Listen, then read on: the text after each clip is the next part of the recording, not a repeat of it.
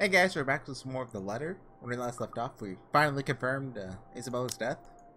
And her stomach was kind of missing. Well, more than just her stomach, like her entire inner organs were gone. Which usually means you're dead. Usually. Anyway, we're playing as Zachary. Let's get started. Although it's small and begs for a little cleaning and repair, it is, at the end of the day, the closest I have to a respite. Did I? Sure, my sister would have a thing or two to say about the mess every time she visits, but it's still home to me. My old draft sweeps into the room as I close the door behind me, slightly disturbing the papers on the nearby fridge. Most of the schedules, lists, and tasks for the next few days. Something to keep me busy while I sort myself out. Now with what happened to Isabella, something to temporarily take my mind off things. Lone note. Okay, so Ashton tells Zachary, don't mess with the rights. That's not the right idea. Next day, he gets the rights. Lone note flutters by my feet. The letters on the surface glaring at me with a mute intensity. Ermengarde Mansion, H-Rate, 11 a.m. After Ashton's warnings, they all hold a different meeting now. Oh, 27th. Okay. So we're not even going to see his perspective on things. Headed straight home after a long day. Photo shoot with the Hannah right at the Ermengarde Mansion when it's on the schedule for tomorrow. Stop humming!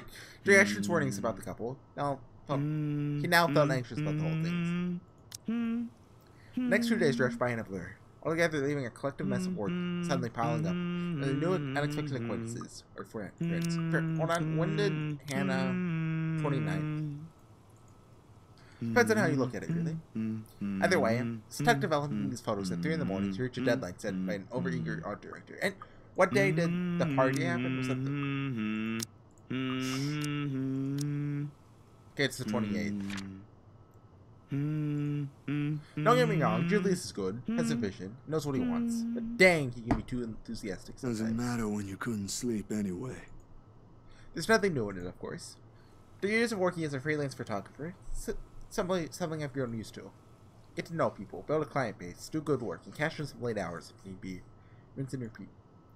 Certainly takes a while to get some footing on the field, but it's the kind of thing that pays off in the long run as long as you keep at it.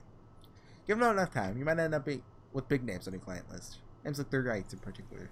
Never did pay much attention to them, but it's virtually impossible not to hear about them when a local news channel or paper has something to say on their name. Party here and acquisition here. I said that right. Sometimes it's a new business venture.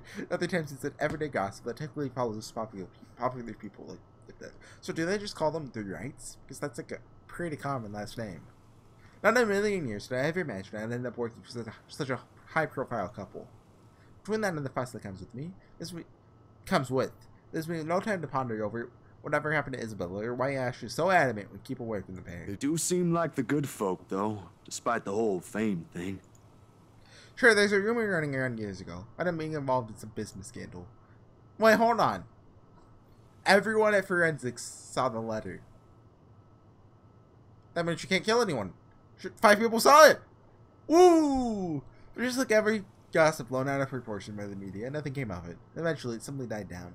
Much is definitely left to be said for the husband, but I doubt a woman like Miss Wright would pick him if he doesn't have any good points at all. Miss Wright, Hannah herself, though. She ain't particularly bad the way the press makes her out to be. Tabloids had it all wrong, that's for sure. I imagine if she kept going, you know, that... Anyway, he would have a different opinion on it. Someone born with a silver spoon in their mouth, well, she had exactly what I was expecting. Among other things, the newfound friendship is something I least expected from her, but here we are. I wonder, yeah. Okay, it's the same. Although with the life as public as the rights, no wonder it's the woman who often gets the crappy end of the stick. Can't help but feel sorry for her. She's a real nice person when given the chance. A real nice person? Heck, she might even, and he actually said heck, ended up friends with Rebecca and Isabella too. They're living worlds apart. Probably. The beep quickly pulls me back before my thoughts travel any further. Yeah, they're all living worlds apart. You know, Hannah's rich, Rebecca's a teacher, right? So I mean, I don't know about teachers outside of the United States, but I imagine she's not rich. And then, you know, we have Isabella, who's dead. In one practice motion, I'm sorry. Carefully place the wet print I'm holding on a drying rack. Amble over my makeshift darkroom to get the last photos from the water bath. So the converted broom closet, the film processor lets out another soft clank before going on its standby mode. At its mouth, a lone photographer sits on the tray, barely visible with the lack of light. It's the last one tonight for the set Mr. A requested. Why do people have water beds? Like, do people even have those? I haven't heard about water beds in like a decade. Do they still exist? I don't usually make this a habit. Giving away stuff, that is. It's bad for the business, no matter how well-intentioned or generous you are. This exception, however. She did treat me well and was a pleasant companion all throughout the shoot. We're advancing really fast. Like, I mean, I already read this up last time, but I want to see how crazy the branch is in, like, Luke's chapter. Even if she didn't ask, I probably would have given her a few prints just for the heck of it. Mr. Ed ain't such a bad subject to begin with. Maybe this is just me, but for someone who has everything in the palm of her hands, all the money in the world, loving husband, and plenty big mansion to call home, she's lonely. She doesn't just appear like it. Shows in the tone of her voice, how she moves, most certainly in her smiles. Always hidden behind the glamour for the world to never see. Sometimes for people like her, small things like these helps. Little reminder that the world can be kind too. Water drips in the paper as I blindly pick it up and gently lay it on another tray, holding a decent amount of photo flow? What? Is photo flow a thing? A few seconds under this solution is all it needs before it's ready for drying. No good rushing this last one, even if my body's already screaming for something decent. It's gonna develop a photo, and there's gonna be a ghost in it. I see this one coming a million miles away. My hand fumbles for the light switch, moving towards it with familiarity, while I fish for a squeegee among the mess of tools on a drawer with the others. The bulb flickers twice before it glows settles, and casts a soft light in the tiny space. When I glance back down, squeegee in hand, ready to finish the process and finally call it a night. Let me take a drink before.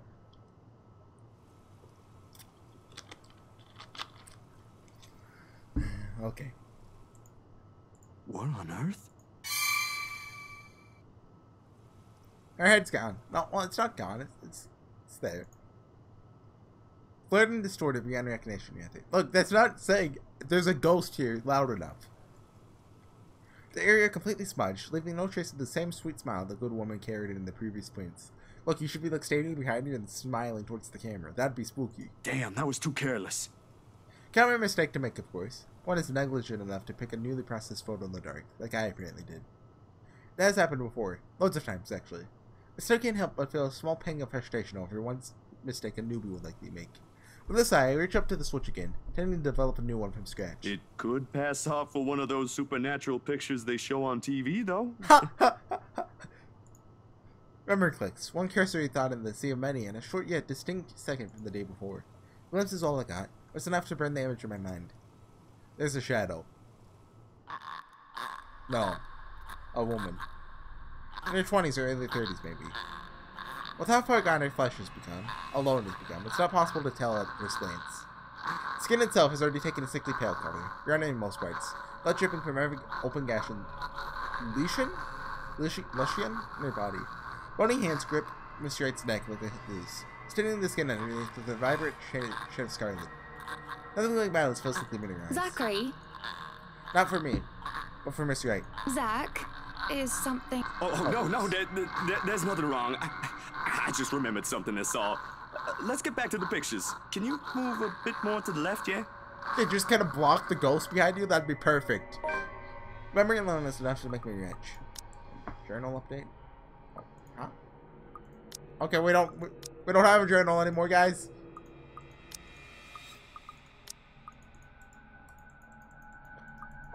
We don't have a journal anymore. I brushed it off then. Trick of the eye, I told myself, or a product of the heat. The weather has been unexpectedly warm recently, so it shouldn't be too surprising for such things to happen.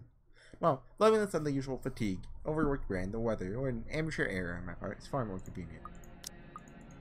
I want to use the journal. Makes a whole lot of sense than what the small voice inside my head whispers. Same tiny voice that only makes itself known when something's afoul. Some one that lent a curious aid to Isabel's work on the mansion. Worries about the mansion. With each second I spent staring at this photograph, the memories in my head only grow louder against my ears. Someone has to know. Show the photo to Hannah? Oh! Oh, okay.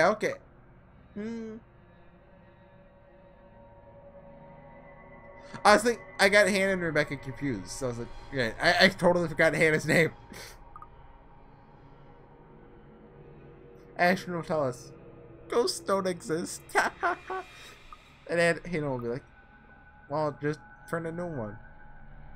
I think it's better to go to... Oh no, let's see the tree. Okay, Hannah's leads to choices and Ashton's... Oh my... Okay, so it's... That's weird. Wait. Nah. Showing into Ashton. Like, that's what I think the correct choice is to be, but he'll just be like, no, ghosts don't exist.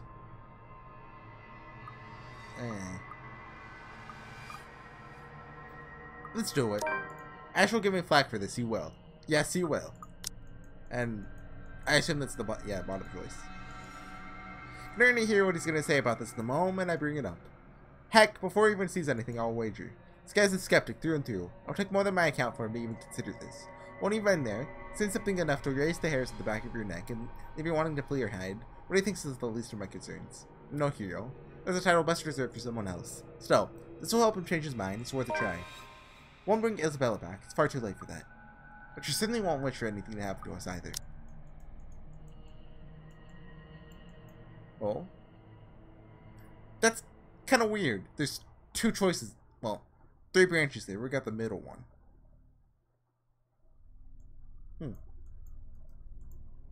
That's it. The sun is yet to rise.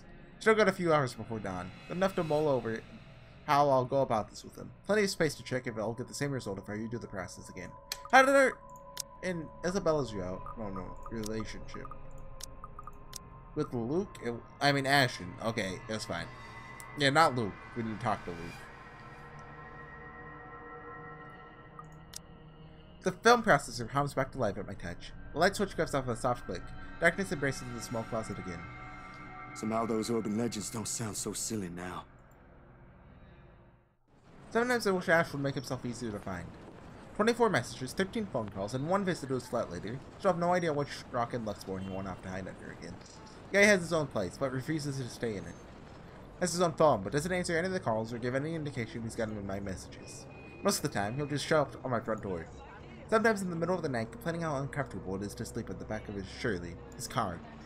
As if the old couch in my flat is any better. Nothing new from him, though.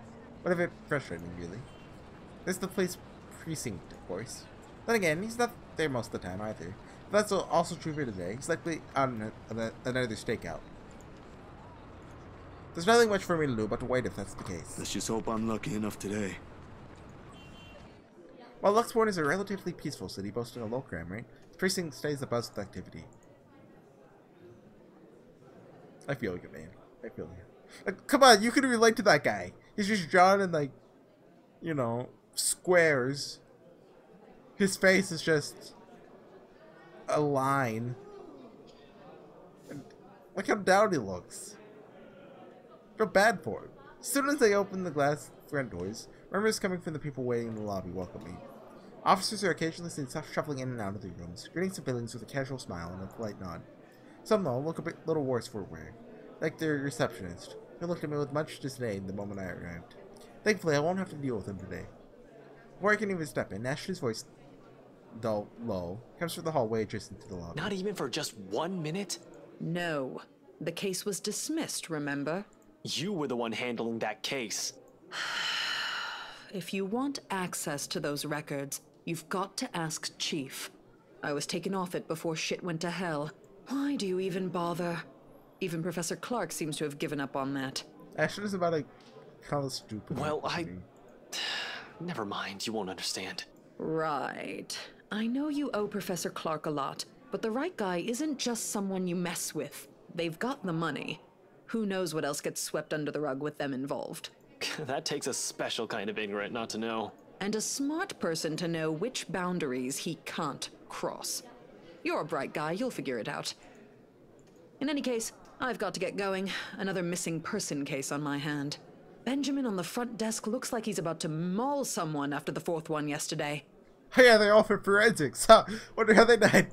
Murders, people missing. What a time to be alive. Man, I miss the old Luxburn. You and me both.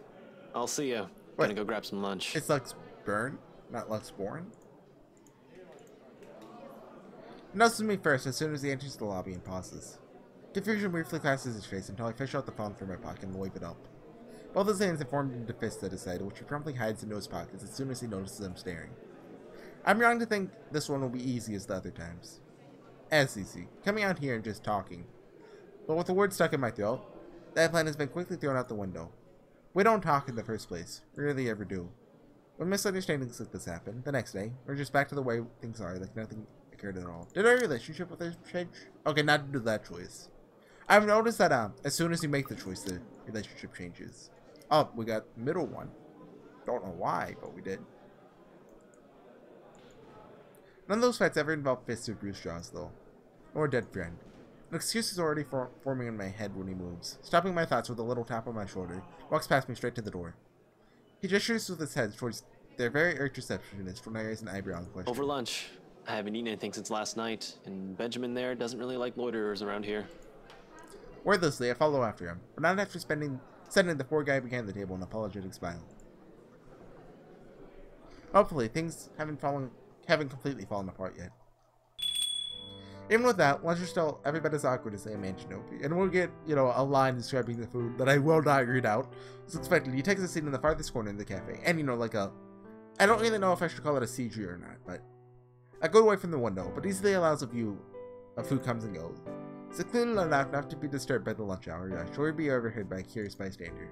But I didn't know this is lunch he invited me to, and I automatically assume I got dragged into another stakeout. After years of knowing him, though, this has simply become one of his many habits I've gotten used to. 5 minutes in, though, I find myself wishing someone else will interrupt just for the sake of interrupting. We got no use for privacy when neither of us seem too keen on talking. The arrival of food, however, seems to abate this. Pretty soon, small bits of conversation will slip in. Chuck will hear a little nod there, not quite enough to break the tension, nor be taken as an apology, but cordial to the point, swallowing her meal becomes easier. But someone has to open that can of worms eventually, no matter how unpleasant it is. What should I say? Gotta apologize. Above all, no hard feelings. He's not the one who threw the first punch that day. Did he even throw a punch? Ash, the other day... Words falter from my mouth. Who would say, does it still hurt? That's just the rudest thing you can say to the guy. So you make him hate you. His fork halfway to his mouth. He clinks a moment later against the plate when he settles it down. Leans back on his seat, arms crossed in all ears. A second or two passes before I find my voice again. You deserve an apology for the other day. Sorry for hitting you. Didn't mean to do it. I was overwhelmed. It wasn't very good news to wake up to. Does not answer. Rather, he picks his abandoned utensil up and resumes. Hey, are you still... My jaw was smarting the whole day after that, you ass. It still does hurt. Sorry about that, too. There doesn't appear to be any kind of swelling or bruising, though. Small relief, because the last time this happened, which also notably occurred mere scant minutes after we met, Purple Hue stayed for weeks. Wrongfully accused for being at the wrong place at the wrong time. But it all worked out. In the end, that very same guy I punched was the very one who helped me clear my name. I was at fault too. I should have phrased it better. Should have handled it better. Sorry. There's no exchange after that. For the better part of the lunch, we keep to our respective meals. I suppose it's better this way. Less reason for things to become awkward. This is as close as we could get to the rebuild that bridge, after all. However, this ain't the hardest part. How's it going? How's what going? You know what I'm talking about. He ricks a hand through his hair and lets out a huff. If he can, the place that is cramped full of people or as loud as it currently is, I don't doubt he'll be pacing the length of the room. Anything to take the edge off. Anything to get his brain running. Nothing from forensics yet. They're having a hard time. You saw the state the body was in. Doesn't even look like it was done by a human. Maybe it's not human. What, are you suggesting some wild dog broke into the victim's apartment and did that to her? The place was clean. This had to be done by someone who's been doing this for years. Like a ghost. You know I would never imply something like that. Well, what are you implying then? That maybe these might be connected. The expression on his face grows, more puzzled with each photo I spread on the table. There's about 8 of them, all of it reprints of the same thing, wrist drives to distorted head on the photos. Takes a minute to go through each, eyeing the prints warily. The foil on his brow doesn't ease even as he gathers all of it into one pile and sets them in one neat stack in front of me with a heavy sigh. Hana, right? Yeah. How did you... The locket. She never takes it off. Yes, she does! Evan's family heirloom. Won't even think about asking why or how he knows that. If he's investigating them, I'll likely have already dug up every unimaginable dirt on them, including family history. You never mentioned you got work from them.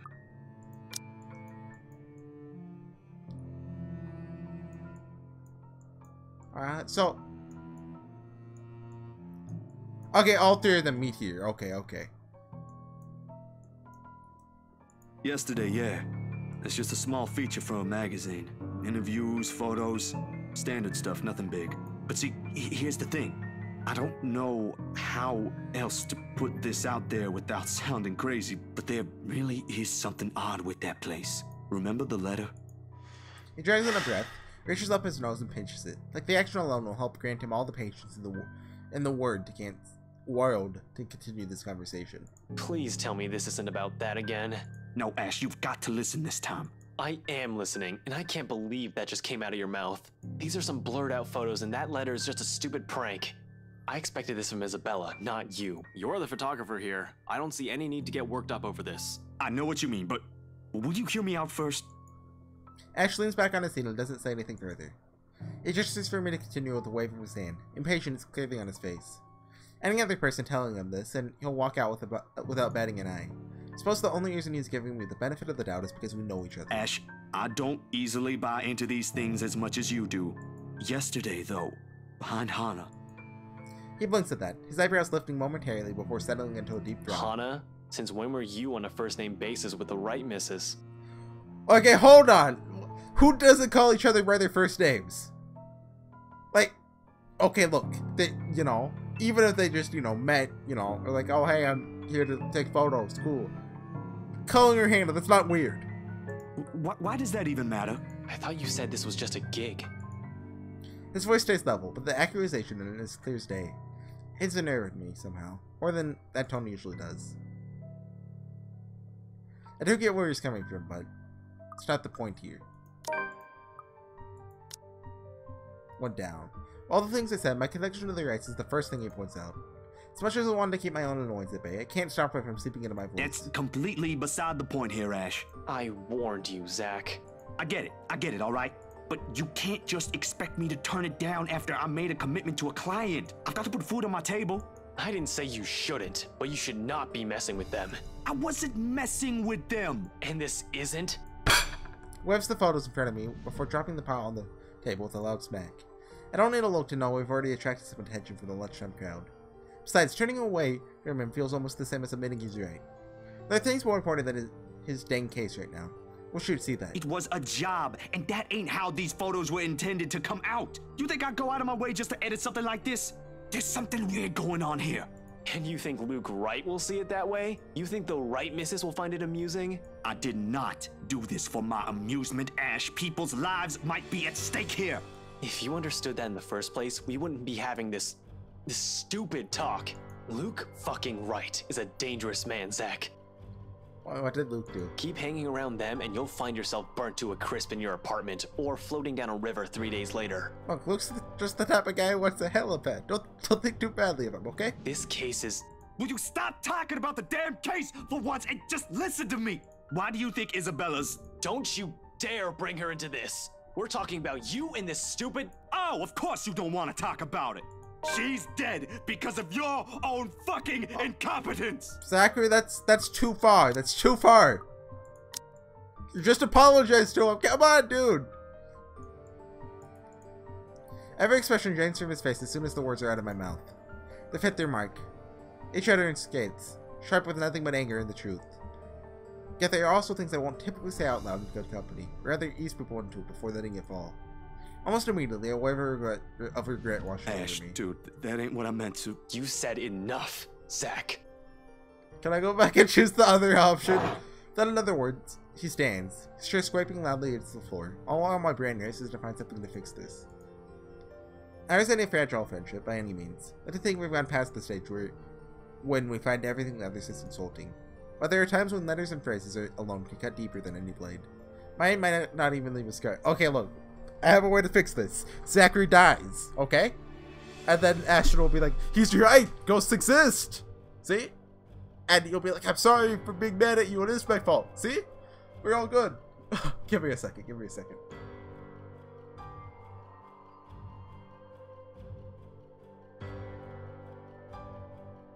Okay, sorry. It doesn't let me, however. So he sends a card. Sets the card in front of me. The name is familiar, but amidst the clouds of remorse swirling into my head, can't bring myself to recall where I've seen it. You shouldn't be running blind.